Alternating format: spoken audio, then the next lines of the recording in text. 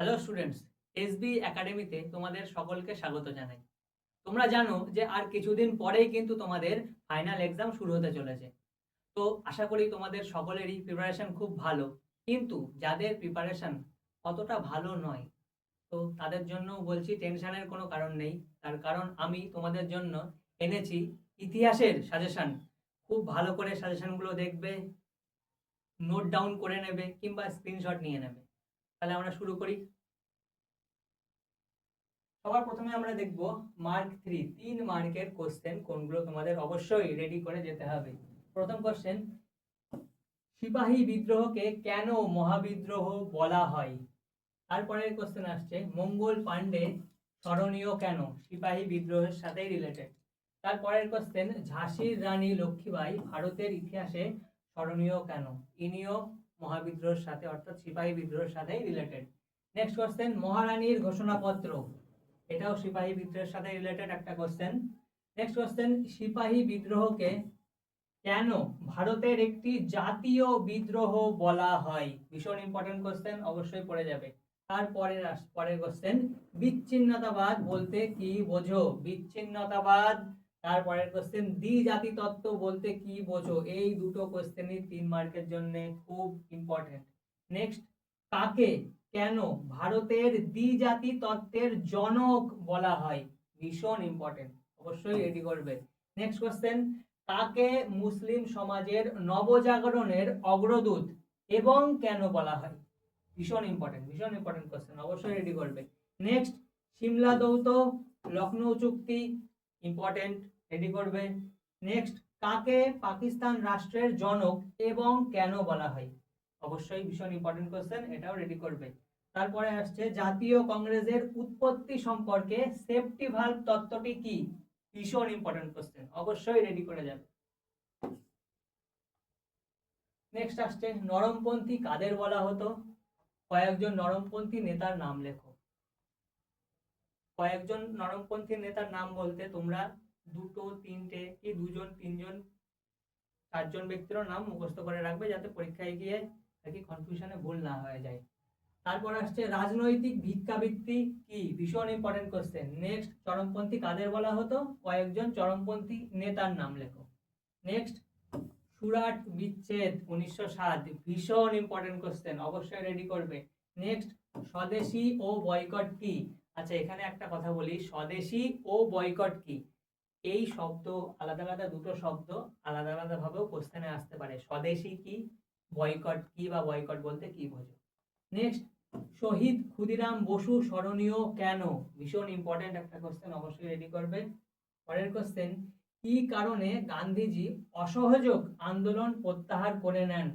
ভীষণ একটা important question, তার কারণ একটা বড় ঘটনার কারণেই কিন্তু গান্ধীজি আন্দোলন প্রত্যাহার করে নিয়েছিলেন, অবশ্যই রেডি করবে। নেক্সট, খিলাফত আন্দোলন কি? ভীষণ ইম্পর্টেন্ট কোশ্চেন। তারপরে ত্রিপুরী সংকট, ভীষণ important question. Next question, Rashid Ali দিবস কবে কবে এবং কেন পালিত হয়? Important question. Next, cabinet mission বা মন্ত্রী মিশনের সংক্ষিপ্ত বিবরণ দাও। 3 মার্কের মতো করে লিখতে হবে। আবার এই ক্যাবিনেট মিশনটাই কিন্তু 4 মার্কের কোশ্চেন হিসাবেও আসতে পারে। Next, the great Calcutta killing সম্পর্কে যা জানো লেখো। ভীষণ ইম্পর্টেন্ট কোশ্চেন, ভীষণ। নেক্সট, ওয়াভেল পরিকল্পনা সম্পর্কে সংক্ষেপে লেখো, এটাও একটা ইম্পর্টেন্ট কোশ্চেন। নেক্সট, ভারতের স্বাধীনতা লাভের পর ভারতের বিভিন্ন সমস্যাগুলি অতি সংক্ষেপে লেখো। স্বাধীনতা লাভের পর কি কি প্রবলেম আমাদের ফেস করতে হয়েছিল, সে তার উপরে আর কি কোশ্চেনটা। এই কোশ্চেনটা 4 মার্কেও কিন্তু আসতে পারে। নেক্সট, নেহেরু মহলানবিশ মডেল কি? ভীষণ ইম্পর্টেন্ট একটা কোশ্চেন, 3 মার্কের জন্য, অবশ্যই রেডি করবে। নেক্সট, বান্ডুং সম্মেলন কি? ভীষণ ইম্পর্টেন্ট কোশ্চেন, জওহরলাল নেহরুর জোট নিরপেক্ষ আন্দোলনের সাথে যুক্ত একটা কোশ্চেন। নেক্সট, মনমোহন সিংয়ের উদারীকরণ কর্মসূচির 3টি পদক্ষেপ উল্লেখ করো। এই উদারীকরণ কর্মসূচির 3টি পদক্ষেপ 3 মার্কের জন্য লিখবে, 4 মার্কেও এই কোশ্চেনটা আসতে পারে। নেক্সট, সিন্ধু জলচুক্তি 1960 সম্পর্কে একটি টিকা লেখো। সিন্ধু জলচুক্তি পাকিস্তানের সাথে হয়েছিল আমাদের, তার উপরে একটি কোশ্চেন, 3 মার্কের কোশ্চেন আসতে পারে, অবশ্যই রেডি করবে। নেক্সট, তৃতীয় ভারত পাক যুদ্ধের প্রেক্ষাপট খুব সংক্ষেপে লেখো। নেক্সট, টিকা লেখো 1972 সিমলা চুক্তি। পরের কোশ্চেন, ব্যালট বক্সের বিপ্লব কি? ভীষণ important question. Next, Bangabandhu Sheikh মুজিবরের 6 দফা দাবি কি ছিল? ভীষণ ইম্পর্টেন্ট কোশ্চেন, রেডি করবে। নেক্সট, বাংলাদেশের সঙ্গে ভারতের গঙ্গা জলবন্টন চুক্তি সংক্ষেপে আলোচনা করো। 3 মার্কের জন্য ইম্পর্টেন্ট, এটা 4 মার্কেও আসতে পারে। Next, operation searchlight. ভীষণ ইম্পর্টেন্ট কোশ্চেন, বাদ দেবে না, অপারেশন সার্চলাইট। নেক্সট, এবার আসছে 4 মার্কের কোশ্চেন। যে এই কোশ্চেনগুলোর মধ্যে 2-1টা কোশ্চেন 3 মার্কেও আসতে পারে, আমি সেগুলো বলে দেবো। সিপাহী বিদ্রোহের কারণগুলি আলোচনা করো। আচ্ছা, সিপাহী বিদ্রোহের কারণগুলি যদি 3 মার্কে আসে সেই ক্ষেত্রে মিনিমাম 3টে পয়েন্ট লিখে দেবে। নেক্সট, সিপাহী বিদ্রোহকে কি ভারতের প্রথম স্বাধীনতার যুদ্ধ বলা যায়? তোমার উত্তরের সপক্ষে যুক্তি দাও। যদি বলা যায় হ্যাঁ, তাহলে সেইভাবেই তোমাকে আর কি উত্তরটা লিখতে হবে। নেক্সট, সিপাহী বিদ্রোহের ব্যর্থতার কারণগুলি লেখো। সিপাহী বিদ্রোহের কারণগুলি লেখো আর সিপাহী বিদ্রোহের ব্যর্থতার কারণগুলি লেখো। এই ব্যর্থতার কারণগুলিও কিন্তু 3 মার্কের কোশ্চেনের মধ্যে আসতে পারে। নেক্সট, সিপাহী বিদ্রোহের ফলাফল বা গুরুত্ব আলোচনা করো। Important question. নেক্সট, 1858 খ্রিস্টাব্দে ভারত শাসন আইনের শর্তাবলীগুলো উল্লেখ করো। ইম্পর্টেন্ট একটা কোশ্চেন। নেক্সট, কোথায়, কারা এবং কিভাবে সিপাহী বিদ্রোহে নেতৃত্ব দিয়েছিলেন, মানে কোন কোন নেতা কোন কোন স্থানে আর কি নেতৃত্ব দান করেছিলেন সেই সম্পর্কে লিখতে হবে। নেক্সট, মুসলিম সমাজে পাশ্চাত্য শিক্ষার প্রসারে স্যার সৈয়দ আহমেদ কি কি ইতিবাচক উদ্যোগ নিয়েছিলেন সেগুলি সংক্ষেপে লেখো। ইম্পর্টেন্ট একটা কোশ্চেন। নেক্সট, টিকা লেখো হিন্দু মহাসভা। এই টিকাটা হিন্দু মহাসভা সম্পর্কে 3 মার্কেও আর কি কোশ্চেনটা দিতে পারে। নেক্সট, মুসলিম লীগ প্রতিষ্ঠার পটভূমি আলোচনা করো। কোন পটভূমিতে কি কি পরিস্থিতি সেই সময় ছিল যার কারণে মুসলিম লীগ প্রতিষ্ঠা করা হয়েছিল, এইটার উপরে কোশ্চেন আসতে পারে। নেক্সট, জিন্নাহর 14 দফা দাবি সম্পর্কে লেখো। ইম্পর্টেন্ট একটা কোশ্চেন। নেক্সট, জাতীয় কংগ্রেসের উৎপত্তি সম্পর্কিত হিউম ডাফরিন ষড়যন্ত্র তত্ত্ব কি? ভীষণ ইম্পর্টেন্ট কোশ্চেন, অবশ্যই রেডি করবে। নেক্সট, কংগ্রেসের নরমপন্থী ও চরমপন্থীদের মধ্যে পার্থক্যগুলি উল্লেখ করো। মতাদর্শগত পার্থক্যগুলি উল্লেখ করো। নেক্সট, স্বদেশী আন্দোলনের 4টি গুরুত্ব লেখো।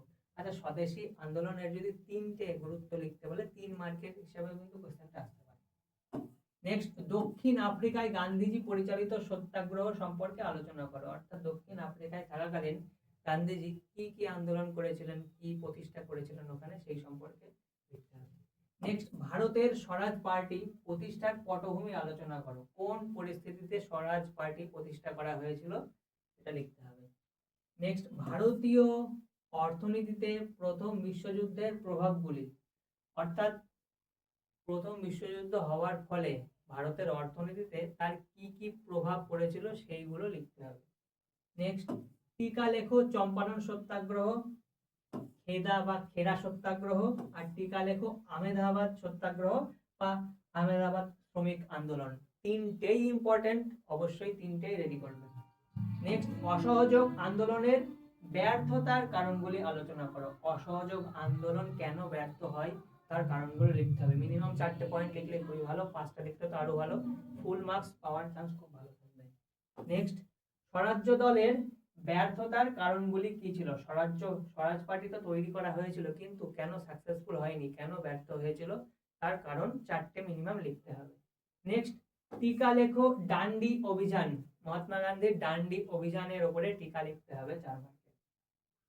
নেক্সট, গান্ধীজি কেন দ্বিতীয়বার আইন অমান্য আন্দোলনের ডাক দিয়েছিলেন? ভীষণ ইম্পর্টেন্ট কোশ্চেন। এর পিছনে কি কি কারণ ছিল সেই কারণগুলো লিখতে হবে। নেক্সট, টিকা লেখো সাম্প্রদায়িক বাটোয়ারা নীতি। ভীষণ ইম্পর্টেন্ট কোশ্চেন। নেক্সট, ভারত ছাড়ো আন্দোলনের পটভূমি বা কারণগুলি সংক্ষেপে উল্লেখ করো। ভারত ছাড়ো আন্দোলনের ডাক কেন দেয়া হয়েছিল তার কারণগুলো লিখতে হবে। নেক্সট, টিকা লেখো তেভাগা আন্দোলন। ইম্পর্টেন্ট একটা কোশ্চেন। তারপরে টিকা লেখো রাজাজির সূত্র বা CR ফর্মুলা, ভীষণ ইম্পর্টেন্ট কোশ্চেন।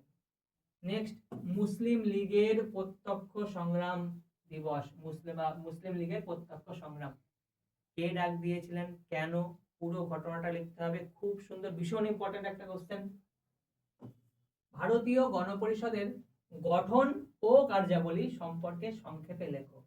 4 মার্কে যদি আসে, 4 মার্কে আসবে, 3 মার্কে আসার চান্স খুবই কম। 4 মার্কে আসলে গঠন সম্পর্কিত মিনিমাম 2 পয়েন্ট, কার্যাবলী সম্পর্কিত মিনিমাম 2 পয়েন্ট লিখতেই হবে।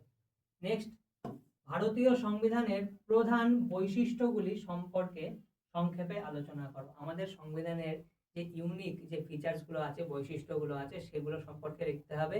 যদিও আমাদের সংবিধানের বৈশিষ্ট্য অনেক আছে, কিন্তু তবুও মিনিমাম 4টে, ম্যাক্সিমাম 5টা লিখলে তো খুবই ভালো হয়। নেক্সট, ভারতীয় সংবিধানে লিপিবদ্ধ নাগরিকদের মৌলিক অধিকারগুলি সম্পর্কে সংক্ষেপে লেখো। আমাদের যে মৌলিক অধিকারগুলো রয়েছে সেগুলো সম্পর্কে লিখতে হবে। কিন্তু ইন্টারেস্টিং বিষয় হচ্ছে, আমাদের যে 6টা মৌলিক অধিকার আছে, 4 মার্কের কোশ্চেনেও কি 6টা পয়েন্ট লিখতে হবে স্যার? অবশ্যই লিখতে হবে, তার কারণ একটা কোনোটাই বাদ দেওয়া যাবে না, তাও আবার একদম সিকোয়েন্স ওয়াইজ লিখতে হবে, ঠিক আছে। নেক্সট, ভারতীয় সংবিধানে বর্ণিত রাষ্ট্রের নির্দেশমূলক নীতি সম্পর্কে আলোচনা করো। এটাও একটা ইম্পর্টেন্ট কোশ্চেন। এরপরে আসছে, ভারতীয় সংবিধানে লিপিবদ্ধ নাগরিকদের মৌলিক কর্তব্যগুলি সম্পর্কে লেখো। ভীষণ ইম্পর্টেন্ট কোশ্চেন। কিন্তু এখানে একটা ইম্পর্টেন্ট বিষয় জানার, যে আমাদের মৌলিক কর্তব্য তো 11টি, তাহলে কি স্যার 11টি পয়েন্টই লিখতে হবে? অবশ্যই লিখতে হবে। পয়েন্টগুলো ছোট ছোট হবে, কিন্তু 11টাই লিখতে হবে। ওকে। নেক্সট, ভারতে পঞ্চবার্ষিকী পরিকল্পনাগুলির সাফল্য ও ব্যর্থতা সম্পর্কে আলোচনা করো। ইম্পর্টেন্ট একটা কোশ্চেন।